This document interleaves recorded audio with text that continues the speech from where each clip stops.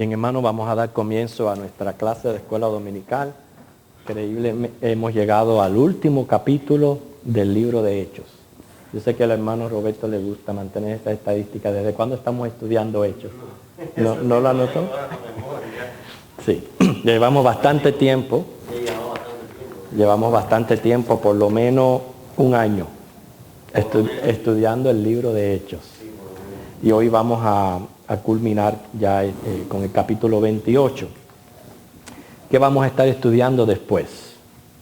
Bueno, vamos a comenzar una serie sobre los testigos de Jehová, conociendo a los testigos de Jehová y aprendiendo a cómo lidiar con estas personas. Así que vamos a comenzar con una introducción acerca del arrianismo y una serie de clases acerca de lo que creen los testigos de Jehová. Va a confirmar nuestras doctrinas y nos va a ayudar y a preparar a cómo ayudar a estas personas que están confundidas, envueltas en esta secta. Vamos a buscar un versículo que se encuentra en Gálatas, capítulo 2, versículo 20. Gálatas 2, versículo 20.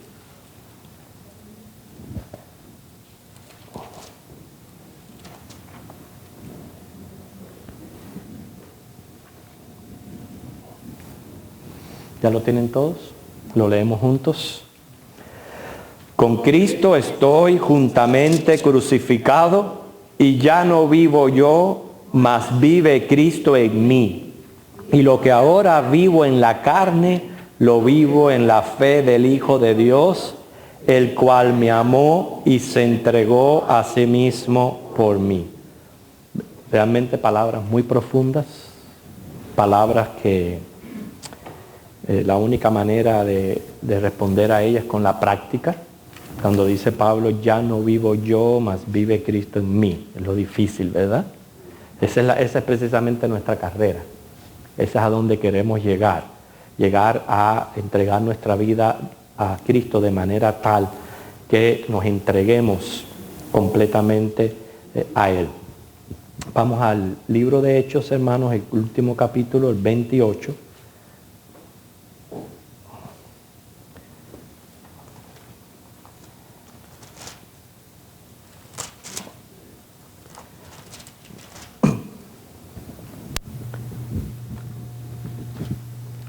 Pero los versículos 17 al 19, perdón, 17 en adelante, al 31, que es donde nos quedamos la semana pasada. Sabemos que llegaron habían salido de la isla de Malta en una nave alejandrina ya que los llevaba rumbo a Roma y que la navegación estaba siendo favorable, así que gracias al Señor había pasado la tormenta. Dice el versículo 17, aconteció que 3 días después, recordemos que a Pablo se le permitió la cárcel domiciliaria, o sea que él pudiera estar preso pero en una casa. Dice que 3 días después, me imagino después de haberse acomodado, etc., Pablo convocó a los principales de los judíos, a los cuales, luego que estuvieron reunidos, les dijo, yo, varones hermanos, no habiendo hecho nada contra el pueblo, ni contra las costumbres de nuestros padres, he sido entregado preso desde Jerusalén en manos de los romanos. Es curioso que cuando Pablo llegaba a una ciudad, lo primero que hacía era ¿qué?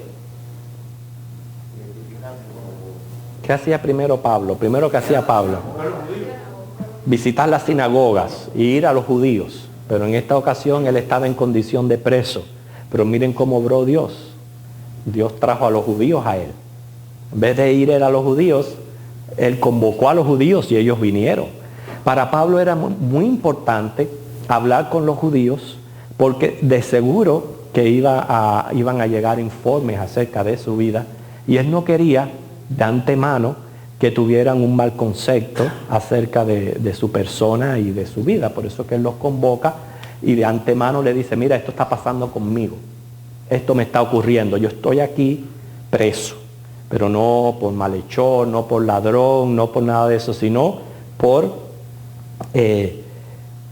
él continúa diciéndoles después la razón por la cual él se encontraba preso. Dice el 18, los cuales, habiéndome examinado, me querían soltar por no haber en mí ninguna causa de muerte. Ahí se está refiriendo a quiénes, a todos los que lo enjuiciaron. ¿Okay? No sé si alguien recuerda los nombres. ¿Recuerdan? Los que enjuiciaron a Pablo. Primero empiezan con F, Félix, después Festo, después Herodes Agripa. Fueron 3 los que lo enjuiciaron a él y no habían encontrado ninguna causa de muerte. Dice el 19, pero oponiéndose los judíos, me vi obligado a apelar a César, no porque tenga de qué acusar a mi nación. Así que por esta causa os he llamado para veros y hablaros, porque por la esperanza de Israel estoy sujeto con esta cadena. En otras palabras, él les dice exactamente todas las razones. Cuando él dice por la esperanza de Israel, se está refiriendo a la esperanza del Mesías, o sea, el Mesías esperado. Recuérdense que el judío concebía al Mesías como un hombre enviado de Dios, que vendría a hacer 3 cosas particulares. Número 1, liberarlos del gobierno gentil. Que recuerden, para el judío él consideraba al gentil como un perro, como una cosa baja. O sea, para ellos estar sumisos a un imperio gentil, eso para ellos era grandísimo. Por eso el Mesías venía a liberarlos de la opresión gentil, vendría a traerles la paz, y en tercer lugar, les vendría a dar todo el territorio que había sido prometido a Abraham. O sea, esa es una promesa que ellos tienen, y ellos saben que Dios la va a cumplir y que les va a dar el territorio que les fue prometido a Abraham. Por eso es que cuando venga el anticristo, un hombre, y les dé estas 3 cosas, ¿okay?, los libere, les dé la paz y les dé el territorio que ellos necesitan, ellos lo van a aceptar como el Mesías, porque ese es el concepto que ellos tienen de Mesías. No es como el que tenemos nosotros. El Mesías para nosotros es un libertador, viene a liberarnos, pero del cautiverio del pecado. Viene a traernos paz, pero la paz de la conciencia y del corazón. Y viene precisamente a darnos toda una vida en un paraíso, una vida eterna. Nosotros sabemos que cuando Cristo venga, no solamente va a ser en el ámbito de la vida espiritual, pero también físicamente Él nos viene a dar un mundo de paz. Pero bueno, por esta esperanza era que Pablo se encontraba preso. Dice el próximo versículo, entonces ellos le dijeron, nosotros ni hemos recibido de Judea carta acerca de ti. ¿Ustedes ven por qué él reunió a los judíos? Porque seguro de que iban a enviar cartas o alguien con un mal testimonio, o con todos los inventos y las mentiras y las falsedades con que ellos habían procedido anteriormente. Pero dicen los judíos, ¿sabe qué? A nosotros no nos ha llegado carta acerca de ti, ni ha venido alguno de los hermanos que haya denunciado o hablado algún mal de ti. O sea que Pablo se les adelantó, porque posiblemente sí iban a llegar. Entonces dice, pero querríamos oír de ti lo que piensas, porque de esta secta nos es notorio que en todas partes se habla contra ella. Yo quiero retenerme en ese versículo, que vamos a encontrar después, que ya prácticamente el contenido del capítulo no tiene tanto tema. En ese versículo donde el cristianismo era considerado una secta, que precisamente nos lleva a nuestro próximo estudio acerca de la secta de los testigos de Jehová. Pero es muy importante, y esta clase va a servir de introducción a lo que viene en la escuela dominical, conocer qué es una secta, qué características tienen los sectarios, los falsos, los líderes de todos estos grupos. Y yo he preparado más o menos una clase acerca de esto. Secta es una doctrina religiosa o ideológica que se diferencia e independiza de otra. Que no, vayan canalizando esos pensamientos en su mente. Se diferencia o se independiza de otra. También se puede decir que es un conjunto de seguidores de una doctrina o religión que el que la menciona considera falsa. Nosotros estamos diciendo, este grupo es una secta. Cuando estamos diciendo es una secta es porque lo consideramos falso. ¿Okay? Eso es una secta. ¿Qué es un culto? Un culto es cualquier sistema de adoración. Nosotros nos reunimos a darle culto a nuestro Dios. Es el homenaje que un hombre le atribuye a un Dios. Pero como hay dioses falsos, por eso es que hay cultos falsos. No todo el culto es verdadero, porque no todos los dioses son verdaderos. Ahora, ¿cómo identificar precisamente una secta o un culto falso? Por sus características o prácticas. Y esto nos puede llevar a nosotros mismos, que somos cristianos, pertenecemos a la denominación bautista, si somos verdaderos o somos falsos, ¿okay? Por estas características. Vamos a buscar a alguien que me lea Mateo 24:11. Primero que lo tenga, Mateo 24:11.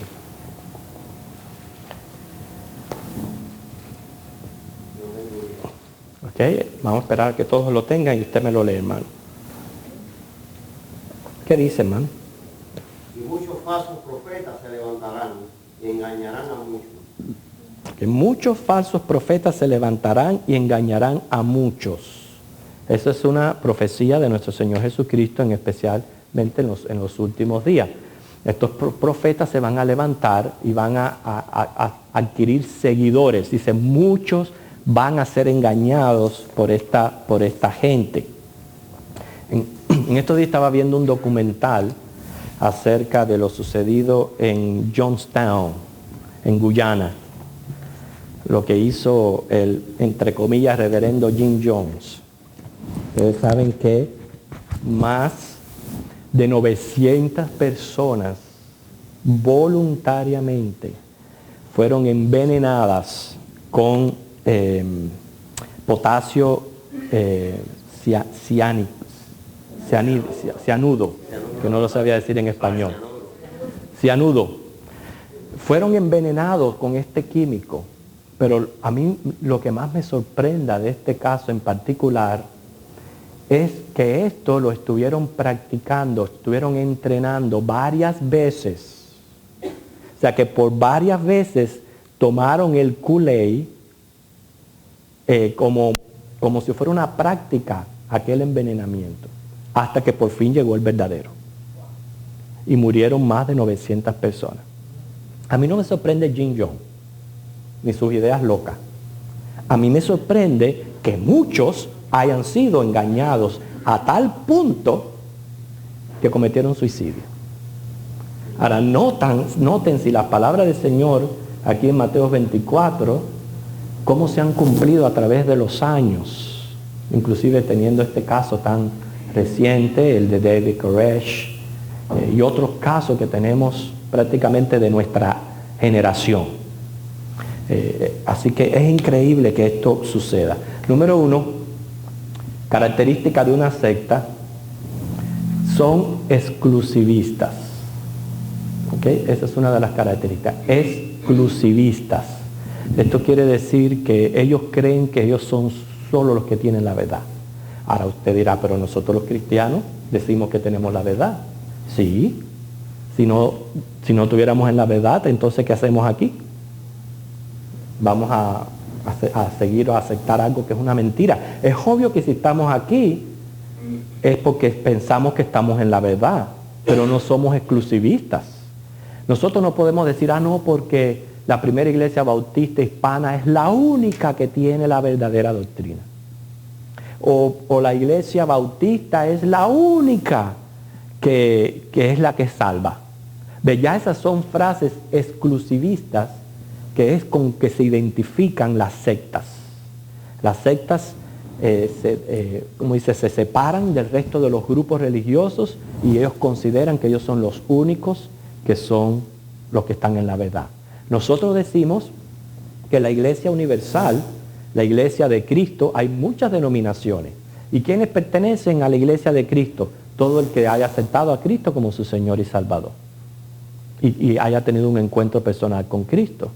Entonces, esa es una de sus características. Número 2, niegan la veracidad de las Escrituras o usan la Biblia sacando textos de sus contextos y dando mayor énfasis a escrituras humanas. ¿Okay? Repito, o niegan que la Biblia es verdad. Usted no ha escuchado decir a muchos que dicen, no, porque este libro lo escribieron los hombres.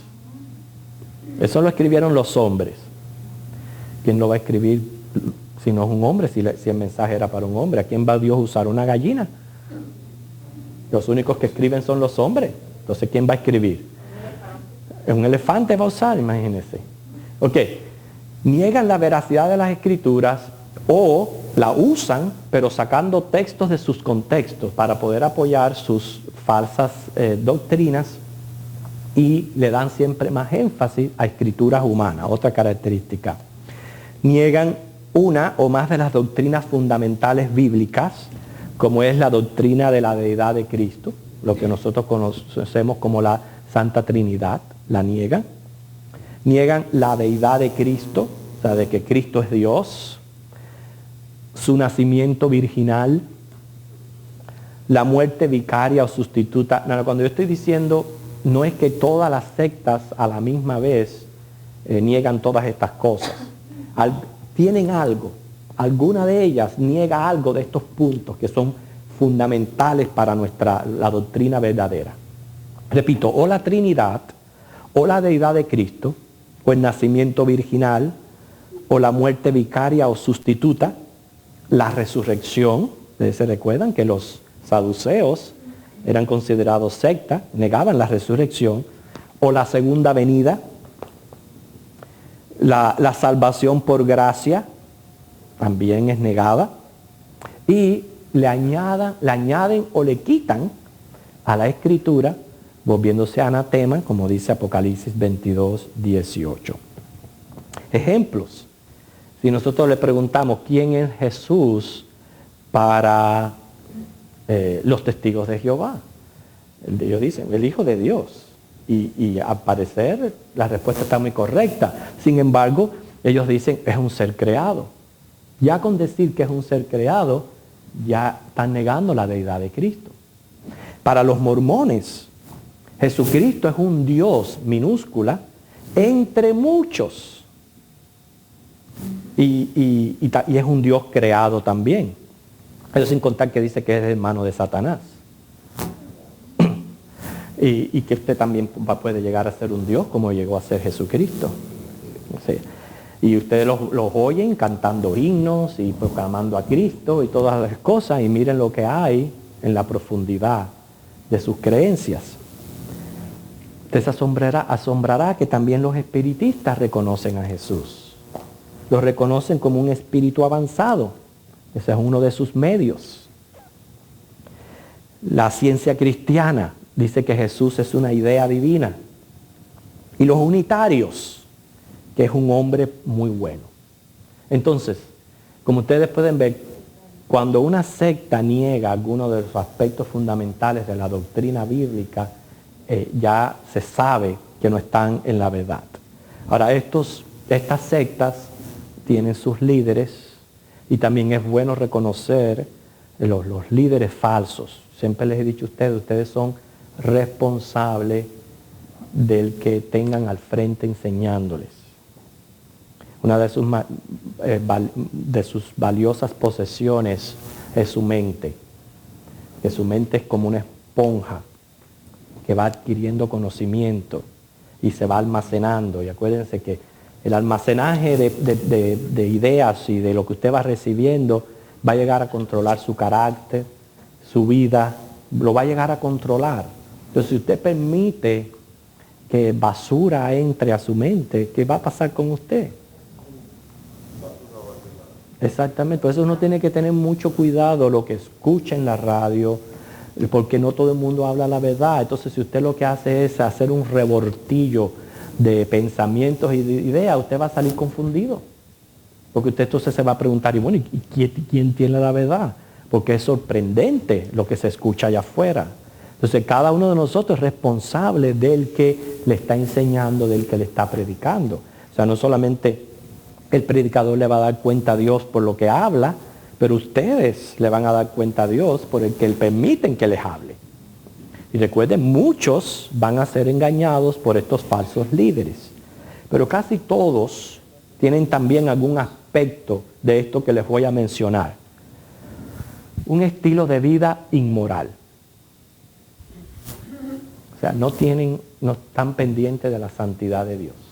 Casi todos tienen un estilo de vida inmoral. Si usted toma todos estos grupos, Jim Jones, que le mencioné, David Koresh, y todos esos, eran inmorales. Mira, si un líder religioso te dice que tú tienes que compartir a tu esposa, ¿qué tú dirías?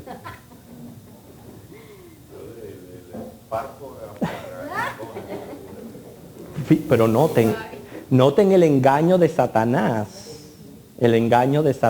y cómo hace de los hombres lo que él quiere, guiñapo, basura, porque les roba todo lo que es moral, ética, les roba todo. Porque este David Koresh tenía todas las mujeres de la congregación y se lo permitían los maridos.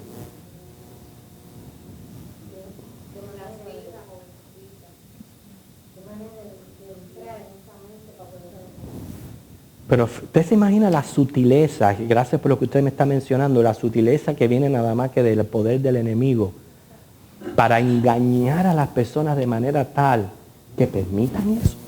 Cuando la Biblia dice todo lo contrario. Yo pienso que la Biblia usaba. O la usan, hermana, pero sacando, como yo dije, los textos de sus contextos, usan las partes que más le conviene. Porque, por ejemplo, David Koresh decía que él era el que iba a abrir los sellos. Entonces, vemos pero una de las características es un estilo de vida inmoral. Segundo, como dice Deuteronomio 18, 20 al 22, profetizan y no se cumple. Pretenden ser lo que no son. Promueven libertad carnal.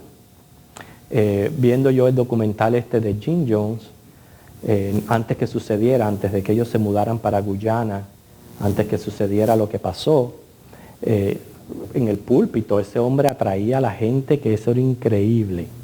Eran miles, hermanos, miles. Y después las mismas gente decían que querían salirse y no sabían cómo salirse, porque le entraban a palo, le daban golpes.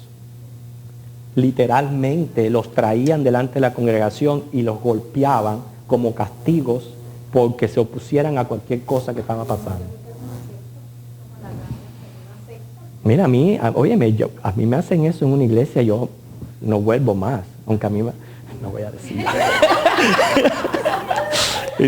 Iba a decir, a veces a ti te dan ganas de coger un palo y entrarle a palo a la gente, pero no, mentira, no dije eso, bórrenlo. Sí. Ajá, sí, ese es otro también, el puertorriqueño. Increíble. Bueno, promueven libertad carnal, casi siempre son avariciosos, mercantiles, mantienen los discípulos bajo coacción, o sea, es obligarlos prácticamente a decir algo o a hacer algo, cuando nosotros sabemos que el modo del Señor es todo voluntario, de corazón. Todo lo que tú haces para el Señor tiene que ser de esa manera, si no, no es aceptado. Casi siempre amedrenta, influyendo miedo. Coartan quiere decir impedir o limitar la libertad de alguien. Acomodan a los oyentes con mensajes sutiles. O sea, no pueden hablar de sí mismos. Casi todos son oradores dotados, profesionales en la persuasión, astutos, halagadores, aduladores, con apariencia decepcionante, de manera de vivir desordenada. Actúan irracionalmente y no se sacian de pecar. Y pueden llamar a Jesús Señor. Lo pueden llamar, porque el mismo Señor lo dijo en Mateo 7:15, que van a haber gente que va a hacer milagros en mi nombre, van a echar fuera demonios en mi nombre, sin conocer al Señor. Ahora, si las sectas tienen sus características, los falsos líderes tienen sus características, también sus seguidores. ¿Ok?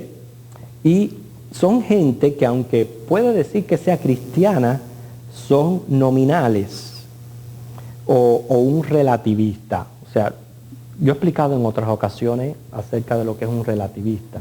Un relativista es alguien que compromete la verdad. O sea, la compromete, no la persigue, no la sigue, sino que simplemente la compromete. O sea, casi siempre son gente así que no han nacido de nuevo. ¿Okay? Esta gente no ha nacido de nuevo, por eso nosotros tenemos que tratar con ellos como inconversos, aunque se digan ser cristianos y aunque digan lo que digan, son inconversos y tenemos que tratar de hacer con ellos. Uno de nuestros propósitos de comenzar a dar una serie acerca de los testigos de Jehová es porque la mayoría de nosotros, de alguna manera, siempre tiene contacto con estas personas. Y a veces no sabemos cómo responder o no sabemos qué hacer, no sabemos qué decir. Y por eso es nuestra motivación de enseñarle no solamente lo que creen, sino estrategias de cómo usted puede enfrentarlos al considerarlos inconversos y poderles traer el Evangelio. Cuando ellos vienen a su casa y tocan a la puerta, ellos no son... déjeme ver cómo yo pongo esto. No podemos verlo como personas, pero como representantes de su secta. ¿Entiende lo que yo le digo? Hay alguna diferencia a tener un vecino testigo de Jehová, un compañero de trabajo, un familiar inclusive. Con ellos, nuestro trato tiene que ser diferente, porque tenemos que mostrarles a Cristo. Usted tiene que tener un trato diferente con un vecino. Usted no puede, el hecho de que sea un testigo, ser rudo o no tener cortesía o ser falto de respeto, o con un familiar o con un compañero. Ahora, cuando vienen tocando, ellos vienen representando su secta. Y es ahí donde dice Juan, no le digas bienvenido. Aprendan a tomar la diferencia. Si yo tuviera un vecino testigo de Jehová y viene y toca mi puerta, por el hecho de ser testigo de Jehová no significa que yo no se la abra. Pero cuando él venga representando su secta, a eso es a lo que yo no le digo bienvenido. Pero yo le tengo que decir por qué. ¿Por qué yo no le digo bienvenido? Y eso es lo que queremos aprender, a tratar con ellos como inconversos, de manera tal que usted sepa qué hacer. Si usted se siente preparado para expresar su verdad, entonces usted lo manda a pasar o establece una conversación con esa persona. Si usted no se siente preparado, es cuando dice la Biblia, no le digas bienvenido. O sea, no le hagas pensar de que está bien, porque lo grave de esto es que un sectario venga donde estás tú le abras las puertas, lo escuche y salga como diciendo, mira, este es el que está en la secta. Yo soy el que tengo la verdad. Pero si usted lo va a mandar a pasar es para refutarle, es para decirle, no, esta es la verdad de la Biblia. Y que salga sabiendo de que está mal. Pero no que vaya a salir todavía pensando, por lo menos sembrarle duda y confusión en su mente. Ese es nuestro propósito al traerles estos estudios acerca de los testigos de Jehová.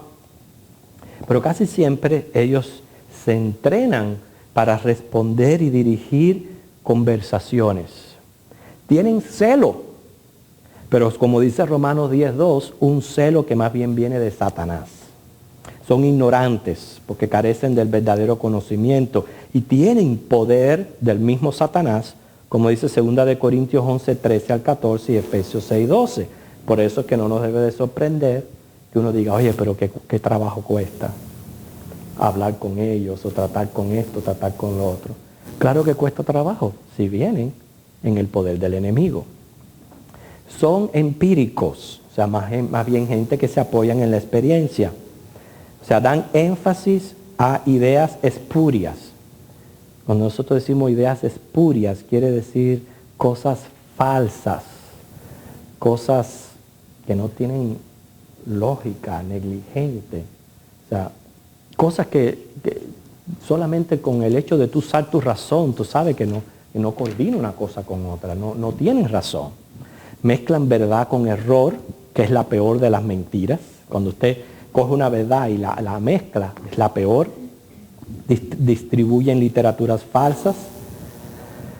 Se caracterizan por esto, por venir y tratar varios temas a la vez, para tratar de confundir. No sé si usted lo ha experimentado. Comienza a hablar sobre un tema, a ellos no les gusta seguir este tema. Cuando ven que están siendo perdidos, te vienen y te meten otro tema, y varios temas a la vez para aturdir a la persona. Exactamente, confundirlo. Sea para confundir o para amedrentar. Y atraen con temas de interés. Siempre el diablo se viste de ángel de luz. No va a venir y presentarles algo repelente, sino que más bien algo que atraiga la atención. Por eso ustedes ven que ellos usan los temas de la familia y todas esas cosas que son los temas atrayentes, para después sembrar la confusión. Son apóstatas, muchos de ellos son apóstatas. Digo muchos porque ya ser apóstata es un poquito diferente a ser un falso profeta o seguir a un falso líder, porque ser apóstata es el abandono de la fe verdadera. Muchos de ellos, por no ser hijos de Dios, fueron iluminados o expuestos a la fe verdadera, pero la dejaron y se convirtieron en apóstata. ¿Por qué se convierten en tales? Porque no son verdaderos hijos de Dios. Otros no quieren sufrir persecución o escuchan a falsos profetas y doctrinas de demonios. Caen en la tentación y siguen las filosofías y tendencias mundanales. Pasan por alto el amor de Dios, endurecen el corazón, y una de las razones muy tremenda es porque dejan de congregarse. Casi la mayoría de las personas que dejan de congregarse, ustedes ven que se debilitan en su fe y en su espíritu y en su conocimiento de Dios. ¿Y qué pasa? Que vienen a ser vulnerables. Y al ser vulnerables, enseguida vienen los lobos y tratan de robar la fe que fue sembrada en ellos. ¿Qué debemos hacer nosotros los cristianos ante las sectas? Bueno, conocer nuestras creencias, dar mayor énfasis a conocer lo genuino y no lo falso.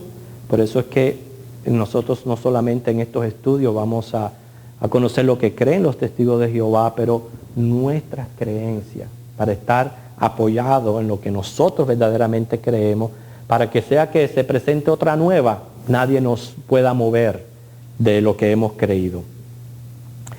Estar listos para defender la fe según 1 de Pedro 3:15. Orar por el poder de Dios para ser prudentes como serpiente, pero sencillos como paloma. Astutos como serpiente, pero sencillos como paloma. Y ser apologistas.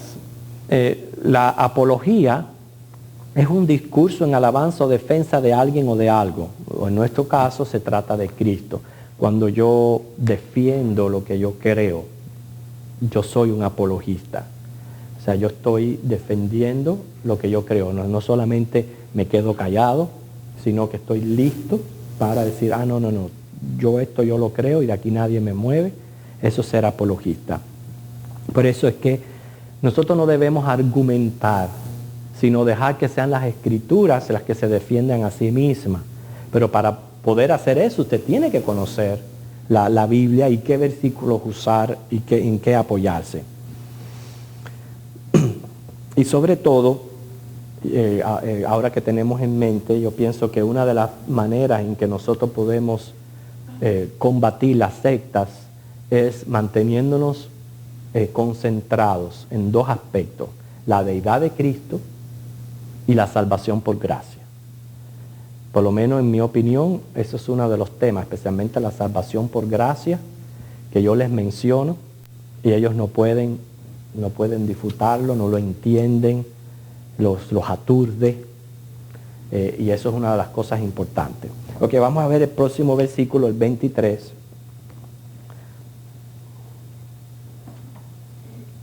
Dice que habiéndole señalado un día, vinieron a él muchos a la posada, a los cuales les declaraba y les testificaba el reino de Dios desde la mañana hasta la tarde, persuadiéndoles acerca de Jesús, tanto por la ley de Moisés como por los profetas. Es ahí donde yo les digo que en vez de ir a la sinagoga, Dios le traía a la sinagoga a él. Porque noten cómo esta gente venía a él a escuchar. Dice que desde la mañana hasta la tarde él los persuadía acerca de Jesús por la ley y los profetas. Yo veo ahí el poder de Dios, la soberanía de Dios trayendo las personas a Cristo. Porque dejados por ellos mismos, ustedes saben cómo era el judío, terco en sus creencias, y ya había sentido cierta repugnancia hacia la secta del cristianismo, que ya le estaban diciendo que era una secta. Pero noten que a pesar de eso, algo los hacía venir a donde Pablo. ¿Qué es ese algo? Sino el poder de Dios. El poder de Dios diciendo, ¿sabe qué? Vayan. Y esa es nuestra confianza. Que nosotros somos como Pablo, instrumentos, enseñando, persuadiendo de la ley y los profetas acerca de Cristo, pero el que los trae es Dios. Definitivamente el que los trae es Dios, y esto es un buen ejemplo de esto. Como ellos venían a donde estaba Pablo. Algunos asentían a lo que se decía. Asentían es hacer así con la cabeza, así como hacen las vacas. ¿Okay? O sea, que cada vez que Pablo decía algo con sus cabezas, decían, sí, verdad. ¿Verdad? Así. Eso es asentían. Lo que se decía, pero otros no creían. Okay, es normal, es costumbre de que unos creen, otros no creen. Dice, y como no estuviesen de acuerdo entre sí, al retirarse, les dijo Pablo estas palabras. Bien habló el Espíritu Santo por medio del profeta Isaías a nuestros padres diciendo, ve a este pueblo y diles, de oído oiréis y no entenderéis, viendo veréis y no percibiréis, porque el corazón de este pueblo se ha engrosado. Con los oídos oyeron pesadamente y sus ojos han cerrado, para que no vean con los ojos y oigan con los oídos, y entiendan de corazón y se conviertan, y yo los sane. O sea, hay encadena un efecto que el profeta pone ahí en orden. Primero, escuchar y ver. ¿Okay? Escuchar y ver. Segundo, entender, convertirse y sanarse. ¿Ustedes ven ese orden? Ver y oír, entender, convertirse y sanarse. Si Dios no abre los ojos, olvídese. Si Dios no abre los oídos, no hay. Hermano, por más que usted se exponga al Evangelio, usted puede estar años y años y años y años escuchando el Evangelio. Si Dios no abre sus ojos y abre sus oídos, y esta apertura de estos sentidos es la vida que da Dios cuando nosotros estamos muertos en delitos y pecados. Entonces, con esa vida entendemos de corazón, y al entender de corazón, entonces nos convertimos y el Señor nos sana. Ese es el orden que expone ahí Pablo, mencionando Isaías 6, del 9 al 10, Jeremías 5, 21, Ezequiel 12, 2. Dice, sabed pues que a los gentiles es enviada esta salvación de Dios, y ellos oirán. Cuando hubo dicho esto, los judíos se fueron teniendo gran discusión entre sí. Por lo menos se fueron discutiendo. O sea, cuando estaban discutiendo, no se fueron todos como llegaron. No se fueron de acuerdo. Se fueron discutiendo entre sí porque en una discusión era porque algunos estaban aprobando lo que Pablo les decía y otros todavía estaban renuentes. Entonces ese es el efecto que usted quiere que ocurra en la vida de una persona a quien usted le presenta el Evangelio. Van a ver quienes no van a creer, van a ver quienes van a acentuar lo que usted está diciendo, pero lo importante es que no se vayan de la misma manera que cuando fueron expuestos al Evangelio, que al menos se vayan confundidos, haciéndose preguntas. Y eso es lo que pasa cuando viene alguien de una secta que toca las puertas de nuestra casa, y si yo me quedo mudo, ¿cómo se va a ir esa persona? De la misma manera que vino. Pero si, vamos a suponer, usted no es experto en lidiar con ellos, pero vienen a su casa y usted le dice, mire, yo lo siento mucho, yo no le puedo escuchar a usted porque usted pertenece a una secta. Ya. Usted pertenece a una secta y nosotros no estamos de acuerdo con sus doctrinas. Usted tiene todo derecho porque usted está en su casa. ¿Cómo se va esa persona?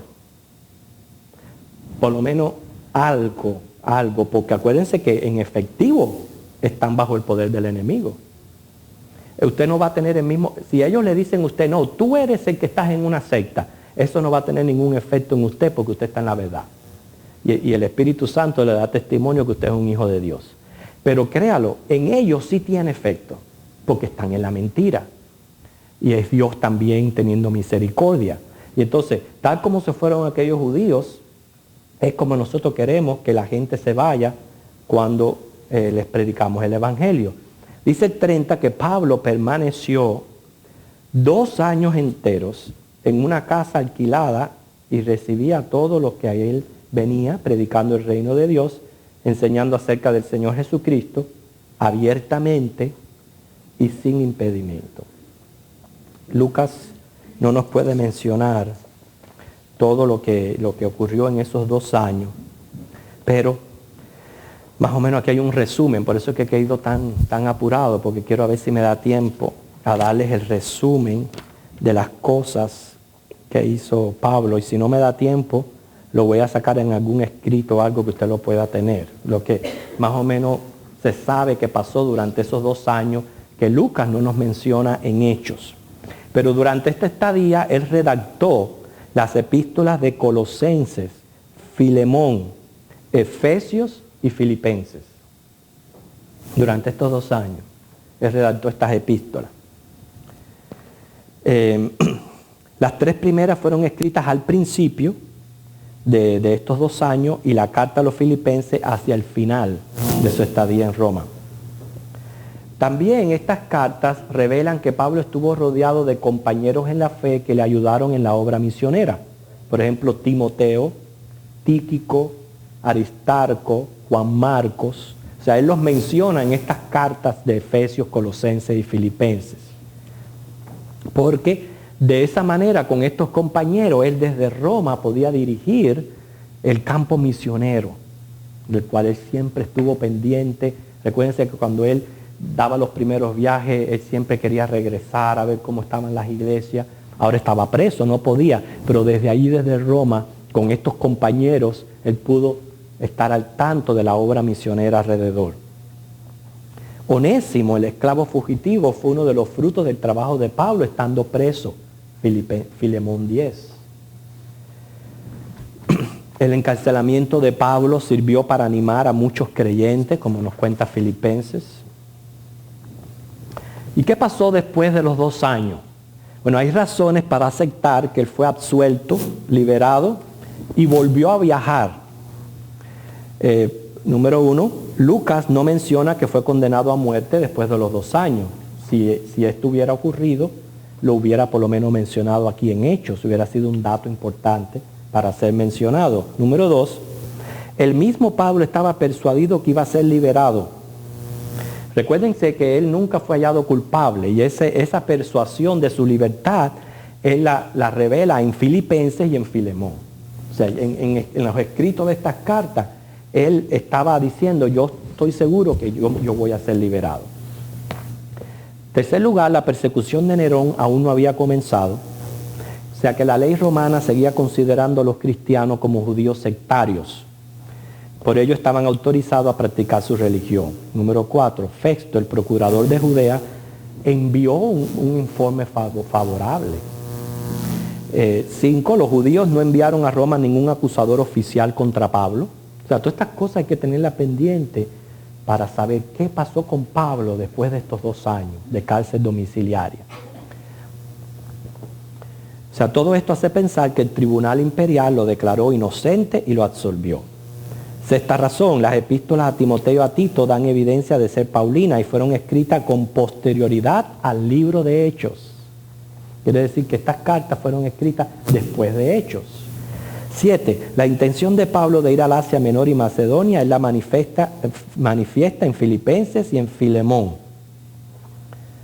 Número 8, según Primera de Timoteo 1:3, Pablo llegó a Macedonia y encargó a Timoteo que dirigiera las iglesias alrededor de Éfeso.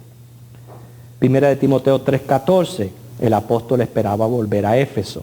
Número 10, la carta a Tito muestra que Pablo dejó a este discípulo encargado de las iglesias de Creta y esperaba invernar en Nicópolis. Tito 3:12.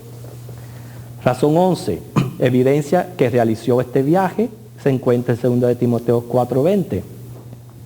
Y 12, la tradición, según Clemente de Roma, del año 96 después de Cristo, Pablo llegó a ir a España, según el fragmento de Muratori, que salió en el 170 después de Cristo. El martirio de Pablo es situado por Eusebio en el año 67 y por Jerónimo en el 68. Otros afirman que fue en el 66. O sea, hay variedad de opinión cuando ocurrió el martirio de Pablo. Pero definitivamente en el 64, Nerón desencadenó una persecución contra los cristianos y tuvo sus efectos en diversas provincias. Puede que el apóstol fuera denunciado, por eso fue que lo mataron por un tal Alejandro, 2 de Timoteo 4:14. En ese entonces solo lo acompañaba Lucas, 2 de Timoteo 4:11. En esta carta Pablo, 2 de Timoteo, habla de sus cadenas, afirma y presiente su fin. Según la tradición, Pablo finalmente fue condenado a muerte y decapitado en la carretera de Ostia. Lo que estamos tratando de decir con todas estas evidencias, y me disculpan que lo haya hecho tan rápido, debíamos haberlo hecho con mayor tiempo y retenernos quizás en algunas de estas, es que este no fue el fin de Pablo. Estos 2 años de cárcel domiciliaria no fue su fin. Llegó a ser liberado, presentamos las razones por las cuales pensamos que él no tuvo problemas, y por las evidencias que hay en las cartas a Timoteo y todo eso, al parecer él volvió a viajar y ya se encontraba bajo Nerón en una situación que al parecer Alejandro fue quien lo denunció. Ya él se encontraba ya presintiendo que ese sí era su fin. Por eso que él habla de la manera que habla en 2 de Timoteo.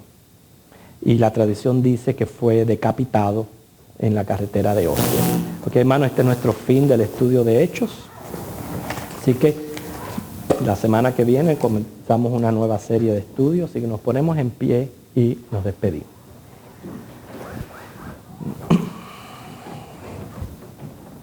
Gracias por la vida de Pablo, Dios. Verdaderamente él fue un hombre que vivió lo que escribió. Para mí, el vivir es Cristo, el morir es ganancia. Y lo que vivo, ahora lo vivo para Jesús. Ojalá que podamos crecer, Señor, en ese sentir en nuestra vida cristiana. Madurar de manera tal que podamos imitarle como Él te imitó a ti. Queremos pedir que tú nos bendigas ahora en el culto de adoración en Jesucristo. Amén.